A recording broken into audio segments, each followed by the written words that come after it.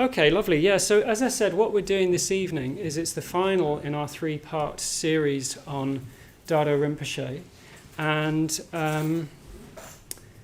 so I just wanted to start off with something a bit personal, actually. So I never met Dardo Rinpoche, but in one way I did have a personal connection with him. So about 12 years ago, just short of 12 years ago, I started working for a Buddhist charity called Karuna. So some of you in this room might have heard of Karuna, some of you might have even fundraised for Karuna.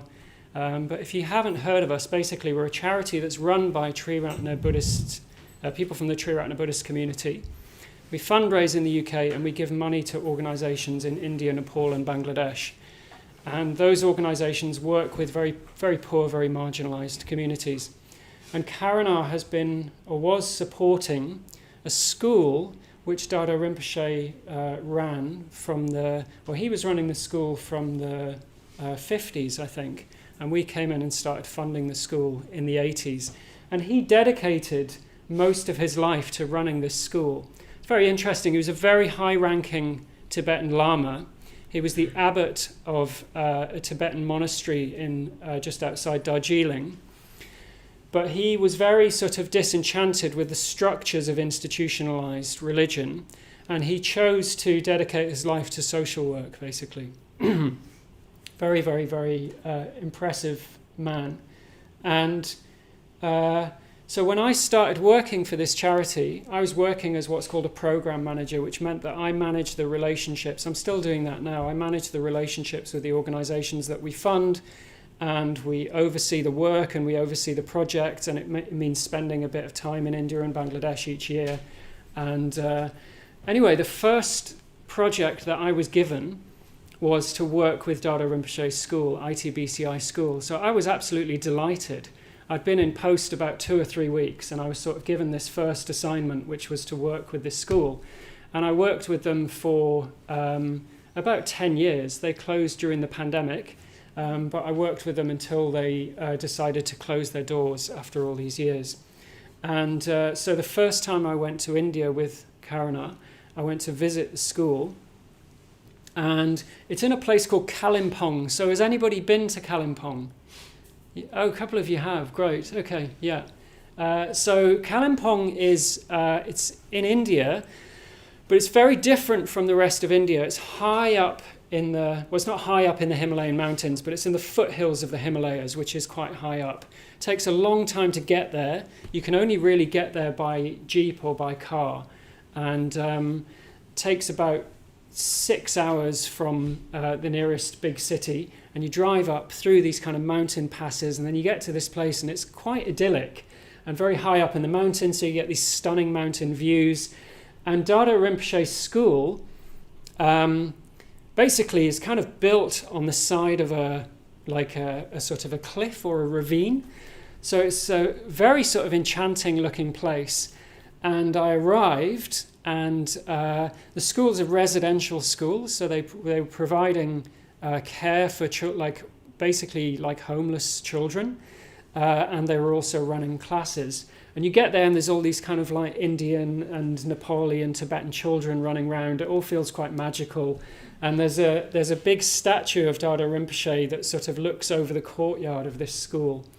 So when I first went there, I don't know, I felt very, very fortunate. And I'd heard so much about this man. And then here I was at his school, as part of my job, which was amazing. And part of my role was to see how things were going, meet with people, get a sense of what was going on at the school, that sort of thing. So I decided that I would interview lots of the kids and the teachers and the staff. And some of the staff there were old enough to have remembered Dardo Rinpoche. So it's one of the things about the school is people seemed to really love working there. They felt a tremendous sense of loyalty. There were people that had been working there for 20 years, 30 years. And there were people that had been friends or had known Dardo Rinpoche because he died in 1990. And they'd kind of crossed over with him, basically. So I was conducting all of these interviews. And they were talking about the school and teaching and the children and all that sort of thing. And I got curious and I started asking them, each of them, what was their connection with Rinpoche and what was their sort of recollection of him, really.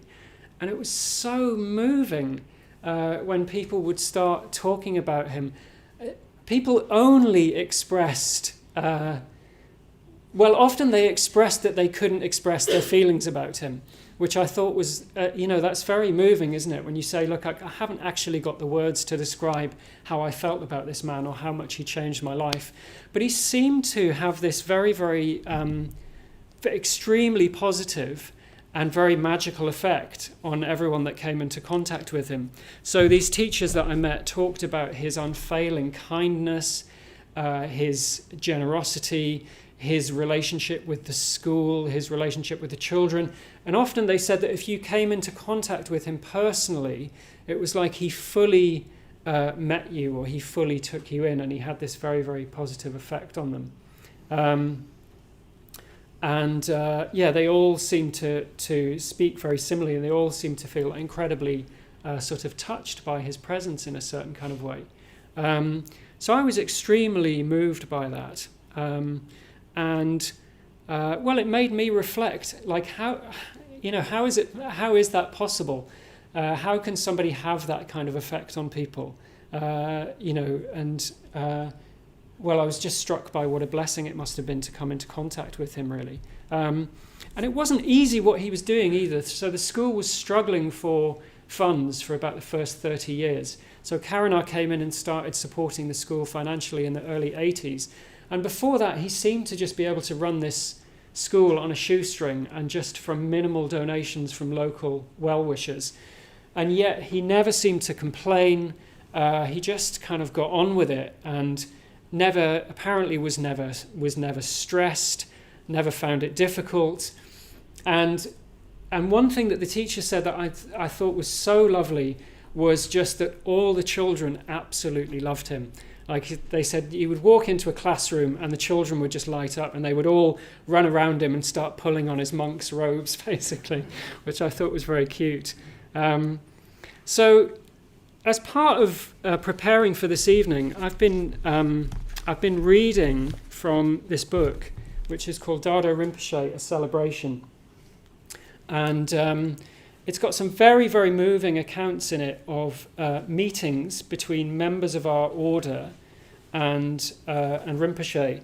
So I think from about the late 70s or early 80s, members of our Buddhist order started going over to Kalimpong to meet with Dardo Rinpoche. So, as I said, he had a very special relationship with Sangharakshita, who was the founder of our order. Not only was he his teacher, they also seemed to have a great friendship, and he was a very big influence on him. And Bhante Sangharakshita said that he feels that without Dardo Rinpoche, our order wouldn't have come into being, basically. And Rinpoche said that he saw no distinction between his disciples and Sangharakshita's disciples. And because of Sangharakshita's friendship with Dardo Rinpoche, people started going over to Kalimpong in the late 70s or early 80s, and they would go and visit Dardo Rinpoche. And this book is, I don't think it's in print now, unfortunately, but I'm going to read from it this evening, and we're going to finish this evening with a ritual where we have some readings from this book as well. But yeah, I've been very moved by people's accounts in this book. And talking about what I've just talked about, this is an order member called Lokamitra talking about him. And it's in the area of this thing of talking about the profound effect sometimes that beings can have on our lives. So Lokamitra says, sometimes we're lucky enough to come into contact with an individual who seems to be permeated by some higher dimension of consciousness, by the spirit of the bodhisattva. And I'm going to come to what a bodhisattva is later this evening. In his presence, our hard edges soften a little. We become more spiritually malleable, open, uplifted, and spiritually nourished. That is how I felt when I met Rinpoche. At the same time, there was not the slightest trace of arrogance in him, No aura of mystery and confusion surrounded him. He was quite down to earth, practical and straightforward, and so concerned for everyone and everything around him that one felt an immediate trust in him.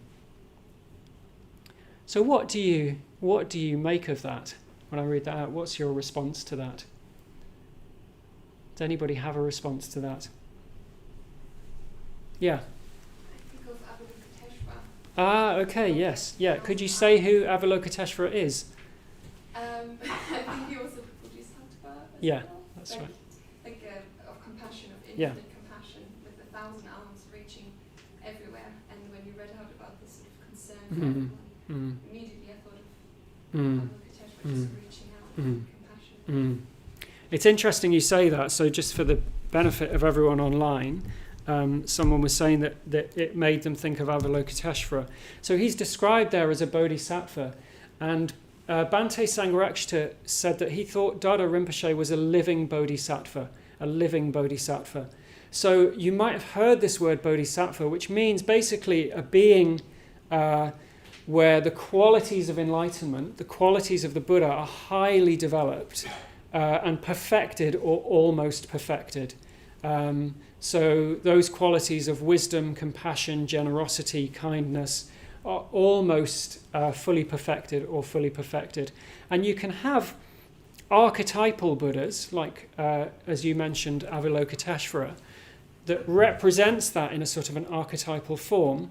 But what Dardo Rinpoche was supposed to represent, or Bhante thought he represented, was actually a living bodhisattva, so a human being in whom those qualities were developed. And then the effect of that... well, it's interesting. I was reading this book by Sangharakshita called The Bodhisattva Ideal, where he talks about the quality of the bodhisattva. And in it, he talks about the effect that has.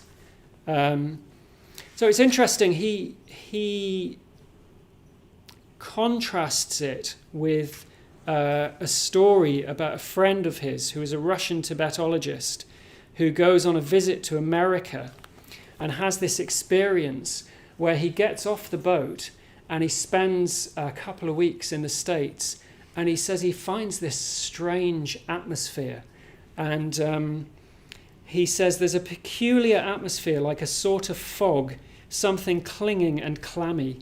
What on earth is it? He says it isn't anything physical. It isn't smoke from factory chimneys or car exhaust fumes. What's this grey, heavy, clinging atmosphere? And then it struck him that this was fear. Fear across this vast continent. So I thought that's quite interesting, isn't it? I don't know, just in terms of what we're experiencing at the moment. I mean, I don't know about all of you. I've just been on retreat for a week, so I didn't really know what was happening in the news. And I'm going to say more about this later this evening, but I was like in paradise last week. I've just been on the most amazing, incredible retreat.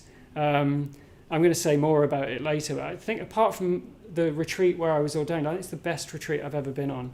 And I was in an absolutely exalted state. And then when I got back and everyone was like, have you seen the news? Have you seen the news? It seems to be like there's this climate of sort of fear and distrust at the moment, isn't there? You know, it just seems like that's what's in the air at the moment. And reading about Dardo Rinpoche, it's sort of like the antidote to that, really, which seems to be this gift of kind of fearlessness and those qualities of love and generosity. So Bhante talks about this, and he says the bodhisattva has a harmonious, creative effect. Here is this mass of human beings, all fighting and quarrelling, trying to subdue one another and trying to amass wealth. The bodhisattva comes along to them and gradually transforms the chaos into a cosmos, the confusion into a beautiful mandala, society into the spiritual community. It's as though as soon as one decides that one is aiming to gain enlightenment for the benefit of others, a sort of vibration is set up, and the people in one's immediate environment form a kind of mandala around one. So I found that extremely beautiful when I read that, and I was sort of thinking about the contrast between that first quote about just sort of fear and distrust, and then the effect that Bhante Sangharakshita says that the bodhisattva has on their environment. And it reminded me of my time at the school, where it just seemed to be, just this incredible sense of positivity and love and devotion and generosity in the service of something that really, really needed it. Okay, so I'd like to hand things over to you for a moment, and I'd like to ask you this motto of Dardo Rinpoche's, so this motto of cherish the doctrine, live united, radiate love. I'd like to ask you, what's your immediate response to that third part of the motto, radiate love? So when we just say that this was his motto, radiate love, what does that mean for you? How does that strike you? Do you have reflections on it? Do you have questions on it? And I'd like you to get into pairs and just reflect on that for a few minutes between the two of you. How does that strike you, this thing of radiate love? Yeah? It's nice. Lots of noise, lots of smiling faces. That's very good. Yeah. So what do you think? Let's do it. Okay, yeah, that's the thing, isn't it? It's great. I mean, you can't really argue with it, but anything other than, so let's do it. We'll leave that till the end of the class, and then we'll go out and do it. Yes? Go on. So it reminds me of the idea of unconditional positive regard. Right, okay, yeah. Wishing the best for people regardless of what mistakes they make. Okay, lovely. Yeah, that's a lovely thing, isn't it? So somebody was saying unconditional positive regard, so the idea of sort of wishing people well, being positive towards them no matter what. That's what you're saying? Yeah, great. Anyone else? Yes? Thomas and I were taking the radiation metaphor a bit further. Thinking about the sun, often you can only radiate love if it's internally you're feeling the sun. Yes. Yeah, lovely. Okay, so like the image of the sun as a metaphor as well. Beautiful. Yeah, thank you. Anyone else? Anyone say anything not very positive? Were you all like, I hate love? I said without the other two, it can sound a bit wishy-washy. Yeah. Okay, it does sort of rest on the other two, doesn't it? So cherish the teaching, I guess, and practice the teaching. Then come more into relationship with each other, and then on the basis of that, we can do that. Yeah. Anything else? Anyone said? Yes. I pointed out that sometimes we can get into a duality with love and hate. Okay, yeah. So you have to be very careful about how you understand the word love. That's loaded. Yeah. Very good. I pointed out the Dhammapada verse. Yes. Hatred can never conquer hatred. Yeah. Only by love can hatred be conquered. Yeah. And the actual word in Pali is actually non-hatred, not Yeah. love. So it's actually a negative quality rather than a positive one. Yeah, that's right. And so it's quite interesting why the Buddha would say, by non-hatred is hatred overcome, rather than by the positive quality of love. Yeah. There's so much in there. It's very, very good. So that's the thing, isn't it? It's like, what do we mean by love? Because love can mean so many different things, can't it? It can mean, people say, I don't know, I love whatever you love. People love different things, don't they?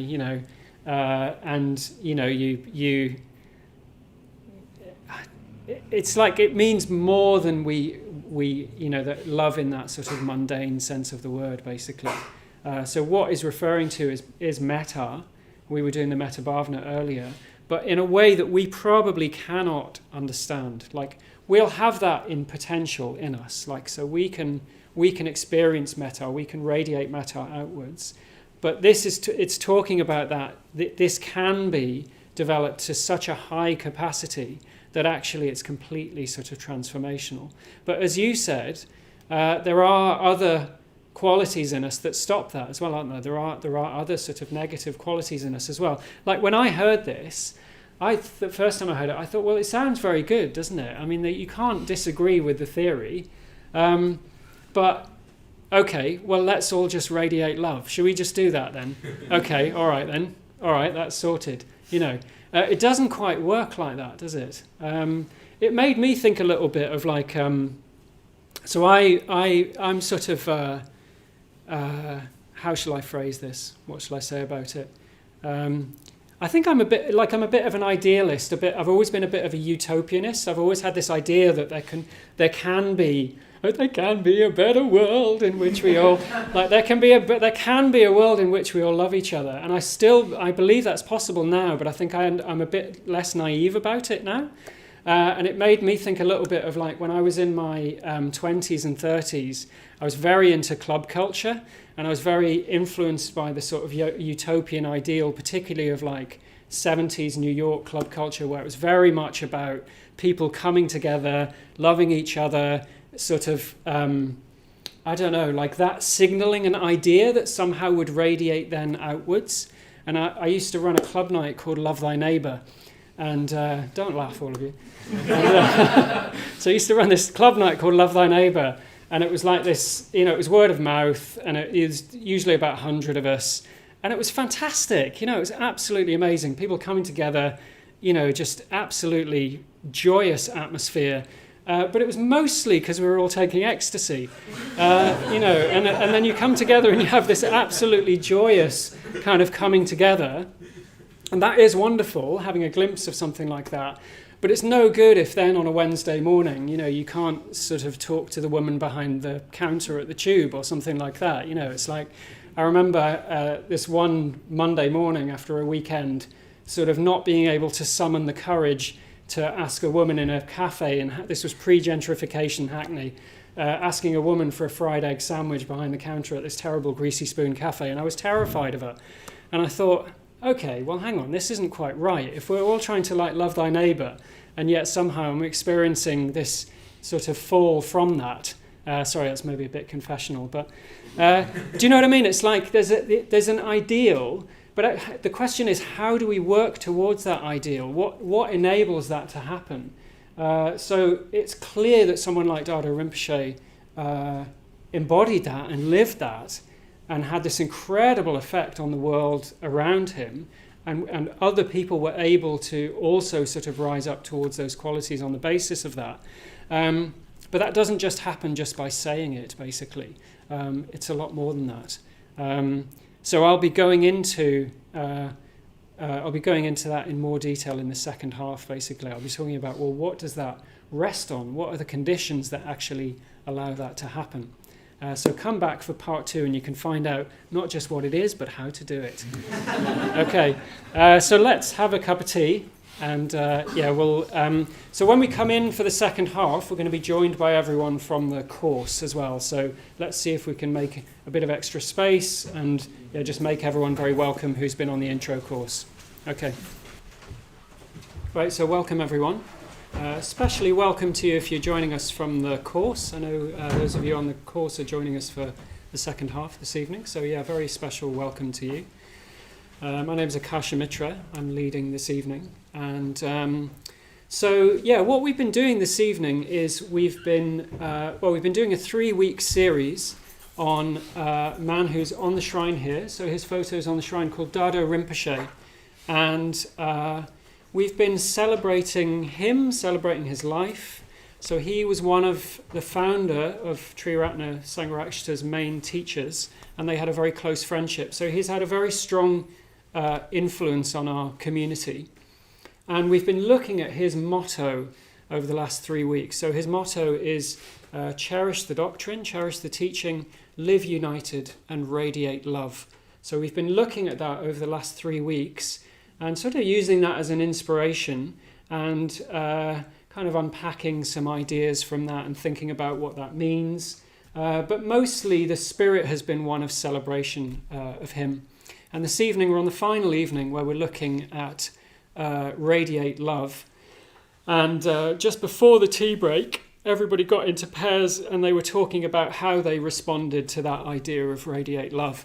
And surprise, surprise, no one absolutely hated it. And everyone was like, yeah, okay, sounds great. How do we do it? Well, I said that, actually. You didn't say that, to be fair. But we were talking about, well, what does that mean? We were talking about, what does it mean to radiate? What do we actually mean by love? So we were doing the metta bhavana in the first half.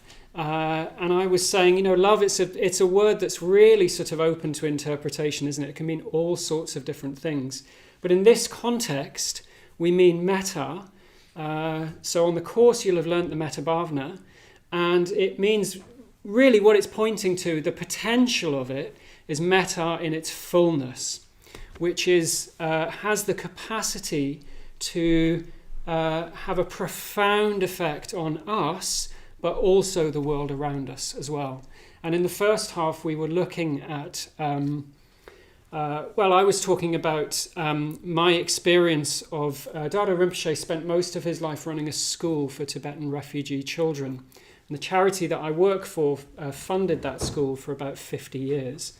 And I went to visit that school, and it was like just this wonderful place where so much good work was happening. There's so much joy and happiness. These kids running around looking very delightful, and, kids that came from a very, very poor background. And I spoke to the teachers there, and the teachers just seemed to have this incredible reverence for Dardo Rinpoche and appreciation of him. Like every teacher that I spoke to had some fond recollection of him. And they talked about how he was with the children and how wonderful he was and how he did just seem to radiate love.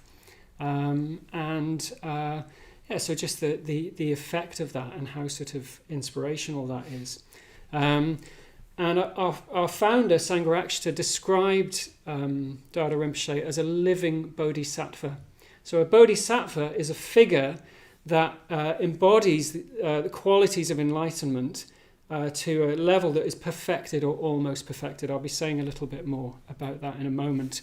But I'm just going to reread, just for those of you that have just joined us, I'm just going to reread this passage from Sangharakshita where he talks about the effect that a bodhisattva has on the world around him. He says, so the bodhisattva has a harmonious creative effect. Here is this mass of human beings fighting and quarrelling, trying to subdue one another and trying to amass wealth. The bodhisattva comes among them and gradually transforms the chaos into a cosmos, the confusion into a beautiful mandala, society into the spiritual community. It's as though as soon as one decides that one is aiming to gain enlightenment for the benefit of others, a sort of vibration is set up, and the people in one's immediate environment form a kind of mandala around one. So I thought that's very, very beautiful. Just talking about the effect that, a being like that can have, basically, this sort of perfuming effect from themselves outwards, transforming the beings that they come into contact with. And as I said, before the first half, we were talking about the motto of Live United and saying, of Radiate Love, what does that mean? What does love mean? And so on. And I was saying, it sounds wonderful, doesn't it? Radiate love. Okay, well, let's just all do that. But we can't just do that. I mean, I was talking about my experience of always having been quite a sort of utopianist in some ways, and running club nights in the 90s and noughties, where we all said we all loved each other and that love was the answer and love was the future and all of that sort of thing. But then once the ecstasy wore off, it all got a bit more complicated than that. So how do we actually do that? It's like everything. The Buddha taught, the central teaching of the Buddha, which you'll have talked about on the course, is that everything arises in dependence on conditions. So the universe is not a random universe. Whatever is present in the universe has arisen upon certain conditions. And if we want to bring about certain more conditions, then we have to know what those conditions are and how to bring them into place. So this is the point where I turn to my trusty flip chart. Traditionally it's said that a bodhisattva practices what are called the paramitas. So the paramita is a translation of a word which means something like perfection.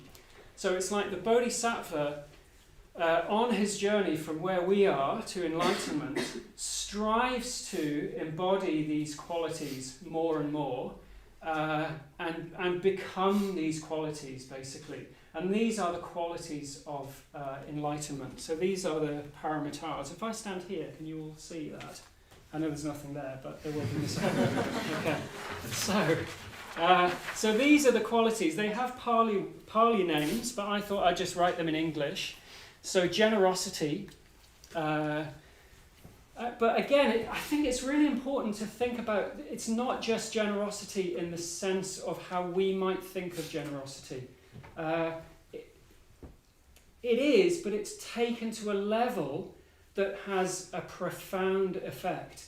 But the important thing is that all of these qualities, maybe I'll just go through them first actually. So generosity, meditative concentration, wisdom, ethical conduct, or practicing the precepts which you'll have probably talked about on the course, energy in pursuit of the good, and patience or patient forbearance. So all of these qualities, we have these qualities. All of us have these qualities. It's really important to understand that. But in the bodhisattva, it's like those qualities have been perfected. Now, as somebody was saying in the first half, the thing about it is, the reason why we can't just radiate love is because we also have negative qualities in us. And those qualities, it's a little bit like those qualities, well, it's not a little bit like, it's exactly like those qualities are in conflict with each other. So in an unenlightened human being, there are also these qualities called the kleshas, which we sometimes talk about as greed, hatred and delusion, or greed, ill will and delusion. You could also think of it as craving and aversion, ill will towards others, wishing others not well. And delusion is like how we get things wrong. So delusion is to do with how we misunderstand the universe, and because we don't understand it, we act in this way, basically. And this is like the way we act in a self-interested way. So it's when we just want to get what we want, and we're not interested in sort of contributing to the greater good. And it's not that, I was going to say it's not that there's anything wrong with these qualities. It is. Everything's completely wrong with them. But what I mean is, it's not that we're bad people for having these qualities. It's just the way that we're built. It's just the way that we're constructed. Is at the heart of us are these qualities that we call the kleshas. But the point about it is, they can be changed and transformed, and ultimately they can be completely destroyed. So what the bodhisattva does is he embodies these qualities and generates these qualities more and more and more. And it's funny, I was having a conversation with someone just during the tea break, and he was saying, well, look, there seem to be so many different formulations in Buddhism. Like there's the Four Noble Truths, there's the Noble Eightfold Path. Now I'm talking about the Six Perfections, all of this sort of thing. The thing about it is that what these are really is like a different formulation of the path. But it basically means practicing the Buddhist path. I'm not going to go into details about all of these, but you could see this as just a particular formulation of the Buddhist path. And when you do that, it's like it weakens and zaps the kleshas. So if you can imagine, there are these like Star Wars style lasers coming out of the paramitas, and they're kind of going like that. Gradually, the kleshas get weakened, and eventually they're completely transformed. And I say transformed rather than destroyed, because actually it's by coming into relationship with those qualities and working with them and understanding them and having more awareness of them, which is where wisdom and meditative concentration comes in. These qualities get transformed because they have that potential. You can't just push them away. That's the thing. So you can't just say, oh, well, I'm just going to be really loving. Let's all love each other, man. Like, you can't do that. You have to understand all of this. And then as you do that, it's like they basically get transformed. And the reason why we've got this red here is that's like a way of saying that there's love here and there's beauty here, and it's present in all of us, but it's like it's locked up. Do you see what I mean? It's like we have that potential, but it's frustrated, basically. Like we can't do it because there's this ring of kleshas around it. I don't know if that works as a metaphor. Does that make sense, what I'm saying? Yeah.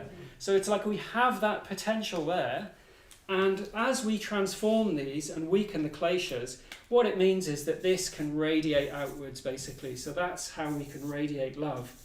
But that's anything we do in that regard is going to have a beneficial effect.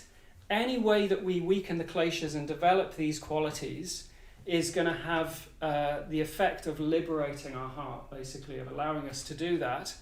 But to perfect those qualities, that's really something. And this is what Dardo Rinpoche seemed to embody. He seemed to have perfected these qualities, and that's why he had such a powerful effect on people around him. So this is the thing. It's not like the bodhisattva. This is my bodhisattva here. There we are. Looks exactly like a bodhisattva, doesn't it? Let's give him a hat. There we are. So it's not like the bodhisattva just sits there and sort of, kind of has an effect coming down. Actually, what happens is, if you can imagine us little beings as these dots, what happens is when we're in amongst those qualities, we can be transformed by the qualities of the bodhisattva, and we can be transformed by our own relationship with practice. But then we start to spark each other off. And it becomes this like field of beings that are all doing that. And I don't say we get inspired. It's not like we get inspired. It's almost like we just have this effect. It's like when we're around each other, when you're doing that, I don't know, how many of you have been on retreat in this room? Okay, so yeah, that's great, isn't it? Almost all of you. So you might have noticed that when you're on retreat, where it's like everybody's doing that, and there seems to be this sort of perfuming effect, basically. And that's the reality of it, is that it's everybody gets sparked off and everybody's somehow able to do that. There's a traditional metaphor for this, or an image for this, which I really love, which is Indra's net. It's like this net of jewels, where every jewel reflects every other jewel in the net.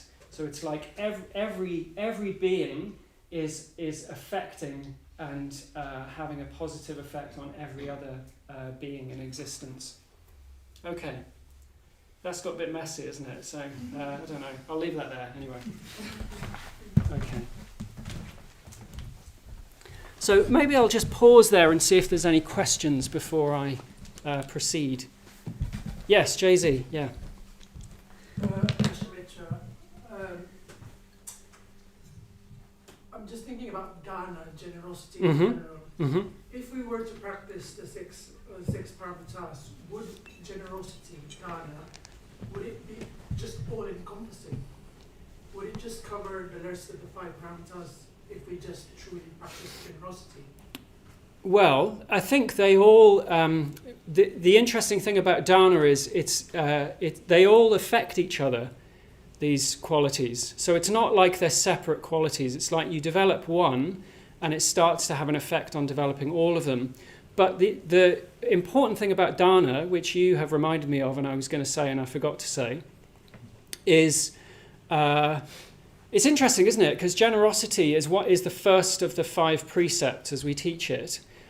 So it's interesting then that that generosity is separate from ethical conduct. It's not actually like that when one practices it. It's like that quality, one quality conditions all the other qualities as they arise. But the thing with dharma is that anybody can practice it. So by the time you get to wisdom, in the sense of Buddhist wisdom, that's sort of seen as almost like a higher teaching, in a sense, as is meditative concentration. It's like you need to transform your ethical life in order to transform one's meditation. Now, it doesn't mean that you can't meditate at all if you're not practicing ethics to a high degree, but you won't get very far in meditation if you're not living a broadly ethical life. And then the more you practice ethics, the easier and the more expansive your meditation practice will become. I had really strong experience of this myself, because when I first got involved, which was in the late 90s, like I said, I was DJing and running club nights and so on. And when I first started practicing Buddhism, I sort of took it on as a bit of a hobby and tried to combine it with my main other hobby, which is drinking and taking drugs. And surprise, surprise, it didn't work that well and wasn't particularly effective. I think it had an effect, coming to a class and so on and trying to meditate, but you're not really going to be able to meditate very well if you're not practicing ethically. And if your mind is clouded by unethical behavior, and that includes taking intoxicants, well, surprise, surprise, your meditation practice is probably not going to be very clear. And the thing with dharna is that, so our teacher Sangharakshita says you can't always be happy, but you can always be generous. I love that aphorism. It's like anyone can give, basically. So if we can train ourselves in generosity, it's like that opens up ethical practice for us. It's like the gateway to the rest of ethical practice. Does that make sense? Yeah. Great. Okay. Anyone else have any questions? Okay. So, so as I said, the bodhisattva is someone who has perfected or almost perfected these qualities, and that's why he's able to have such a positive effect. And it's like, this thing I was saying about radiate love. Well, we can't radiate what we don't have. If there isn't any generosity of spirit in us and there isn't any love in us, there's no use pretending that that's there. But when we develop that, it's almost like, well, in the bodhisattva, those qualities are overflowing, basically. That's what it's like. It's like it's present to such a degree that those qualities are just overflowing. And when you come into contact with that, it has a profound effect. It has an uplifting effect on you. So I'm just going to read something for you all. I was saying that I've been, in preparation for this evening, I've been reading from this book, which is a celebration of Dardo Rinpoche. It's not in print anymore, unfortunately, but it's reflections from people in our Buddhist order who went to visit Dardo Rinpoche. And just their accounts of coming into contact with him, really, and stories about him. And I found it very, very moving. And so I've been sharing some stories from this.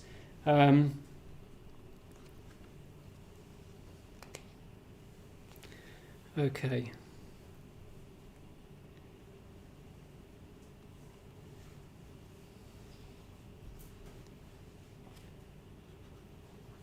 So I thought I knew what I was going to read, and now I've realised I've got absolutely no idea whatsoever.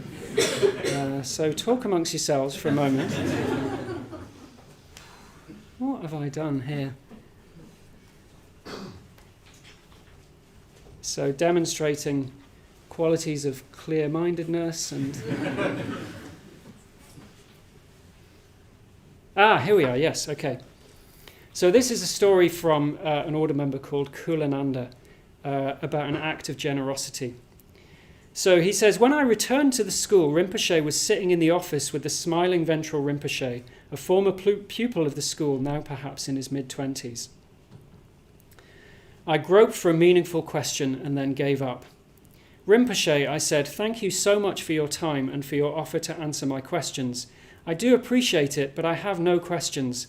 Sangharakshita has taught us all so well that there is nothing I feel I need to know. I have more than enough knowledge.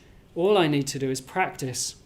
I just wanted to see you, really, and thank you for all you have done, especially for teaching Sangharakshita, who has passed things on so clearly to us."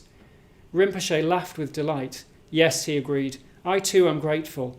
I'm so glad I had the chance to meet and teach Sangharakshita. He's been able to teach in the West in a way that I myself would never have been able to do."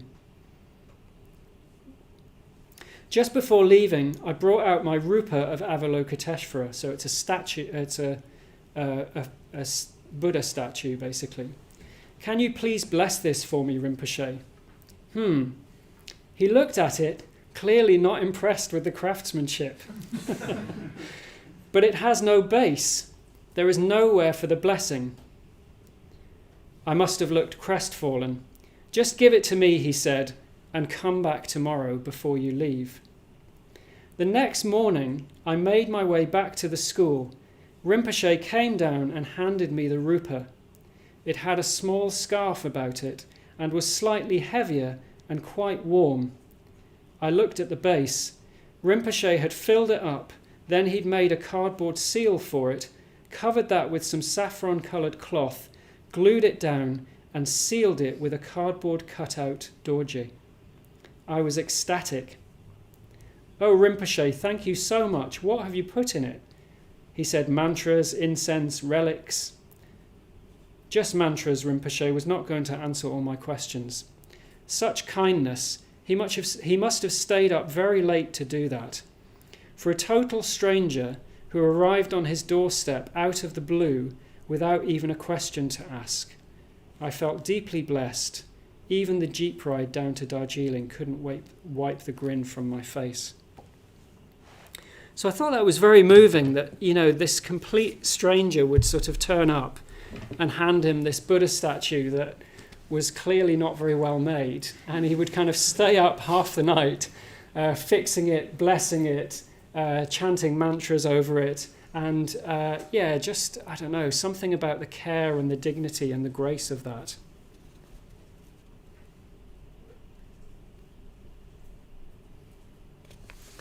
Okay. So, as I said, what I'm trying to do this evening is just bring to life the reason why it's so significant that someone like Dardo Rinpoche exists in the world and the effect that they would have on the world. As I was saying in the first half this evening, it seems like when he's described, it's in marked contrast to the sort of the fear and confusion and difficulty that seems to exist in the world at the moment. And it's in marked contrast to that, this effect that he seems to have of harmonizing, of people feeling loved, feeling taken in, feeling supported, and then the effect that that seems to have in the community around him as well.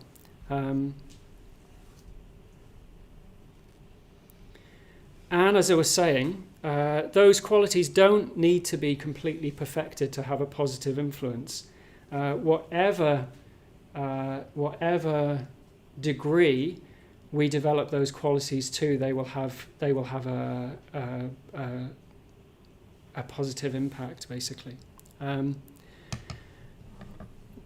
want to tell you about a retreat that I was on last week. So I've been reflecting on this a little bit since when I got back, because while I was there last week, I was thinking about this, and I was thinking, I was thinking about the bodhisattva ideal, I was thinking about Dardo Rinpoche.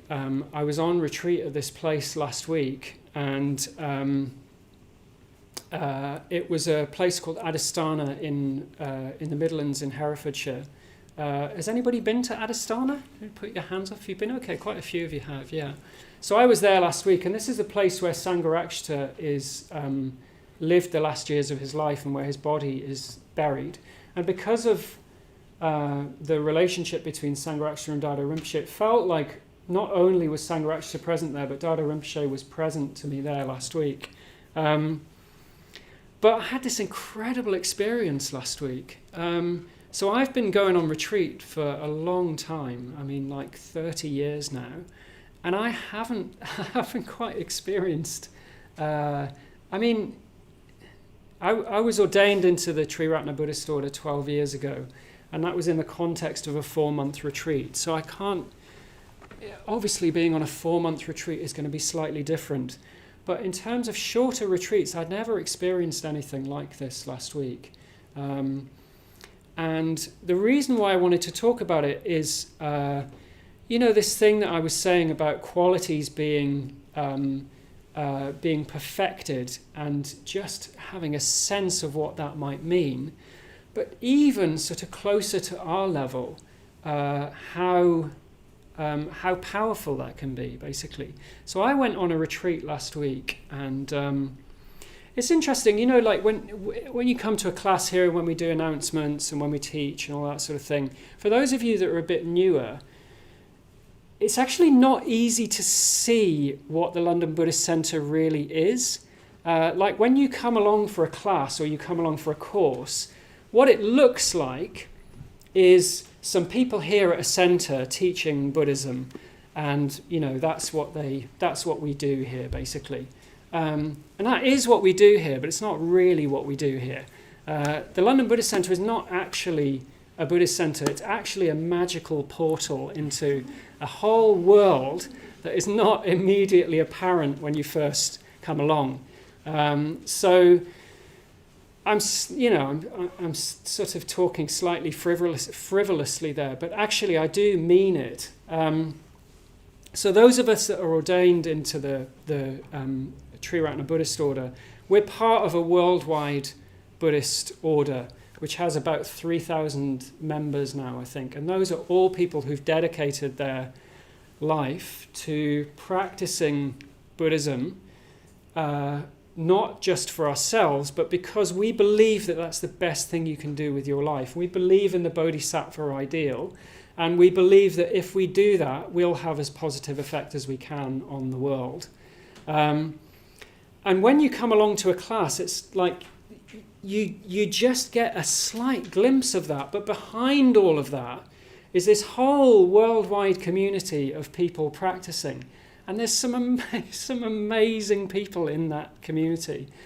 So I was on retreat last week, and it was a retreat for what we call private preceptors in our movement, which means people who are ordaining other people. So that means that everyone who was on the retreat has been ordained for at least 10 years and has taken on that spiritual responsibility. And it was the first time I was with this group of people on retreat, and I was the least experienced person on the retreat. So everyone there was more experienced than me, and in some cases, like significantly more experienced than me. So there were some people there who'd been ordained for 50 years, like not even practicing for 50 years, but ordained for 50 years. And the reason why I'm talking about this is it's just incredible what an atmosphere that can create, or what can be sort of evoked there. So what happened was, round about day 2 of the retreat, I realized that I was just in this elevated state of consciousness, basically. Like I was in this very, very beautiful place. Adhisthana is very beautiful. There was a heat wave last week. Everything was in bloom. There were flowers everywhere. But it was much, much more than that. It was being surrounded by these people that had much, much more spiritual depth than I did, really, and had much more of these qualities, really, that they've been developing them over decades. Now, in the Bodhisattva, those qualities are developed it's said they're developed over innumerable lifetimes. I don't know about that with this group of people, but to be in that situation where these people have dedicated their life to something and are practicing very, very sincerely and effectively, it created this incredible atmosphere that was just one where we were uplifted, and it was like this overflowing of generosity that I experienced as just like blessings. It was like blessings were just raining down, basically. And the reason why I'm saying that is that, so like even at my level, one can participate in that, and I've experienced the reality of that. Because it's very easy to sit here and talk about this, and it all can sound quite abstract. It can sound like, oh yes, the bodhisattva ideal, da-da-da-da-da, that's a wonderful thing, la-la-la-la-la. But it's real. It's absolutely real. And you can experience that, and any of us can develop those qualities. And I've experienced that in my life. And last week I experienced that in a very, very heightened sense, where people come together that have really developed those qualities, and it's incredible. It's like living in a field of blessings, basically. It's incredibly beautiful. I came back from it just feeling elevated and feeling like I have so much, I have a lot of faith in the Buddhist path anyway, but that faith was somehow amplified and renewed. So I just wanted to share that with you all, really. Just to say, well, enlightenment is real. You know, it's not an abstract thing. It's not just a teaching. It's actually real. And the effect of that, even when it's not fully perfected, is profound and transformative. And that's what Dardo Rinpoche embodied. That's how he seemed to live his life. For him, you know, like I came back feeling very, very elevated, and I still do in a certain sense. I still feel very animated and very enlivened by that experience, but I also was really grumpy today. You know, I had a big day on at work, and I don't want to admit this to you, but I didn't particularly want to come here and teach this evening. I have really enjoyed it, but, you know, like I get to that and then I get grumpy. Dardo Rinpoche would have had none of that. It was just consistently loving and generous and wise, and well, just what an amazing thing it is that a real human being that has lived in our lifetime existed like that. I think that's really something to celebrate and venerate and to reflect on. Okay, so I'm going to finish with another one of these reflections on Dardo Rinpoche, and then what we're going to do is we're going to actually, I'll read the quote first. I wanted to finish with this. I'll read this and then I'll say what we're going to do next. So this is from a member of our order called Vijayamala. And she met Dardo Rinpoche while he was still alive. And she says, "It was Sangharakshita who first brought our attention to Rinpoche's message of cherish the doctrine, live united, and radiate love. Sangharakshita pointed out that radiation takes place from a central point that by definition has no magnitude. Rinpoche's love radiated out, and as far as I'm concerned, it still radiates out from a central point which has no magnitude at all. There are no impurities to get in the way. What is left is therefore an uninterrupted stream of compassion that radiates across time and through space. I think being exposed to this for those few days had the effect of subtly rearranging my constituent parts. I now have a constant reference point in my memory of Rinpoche. When I get too literal about things, or I find myself looking for that big spiritual experience, I can bring to mind the extraordinary ordinariness of his presence. This gives me an almost tangible sense of what it could feel like to be at the same time full of emotion and yet completely unself-referential. I know it's possible. I've seen it.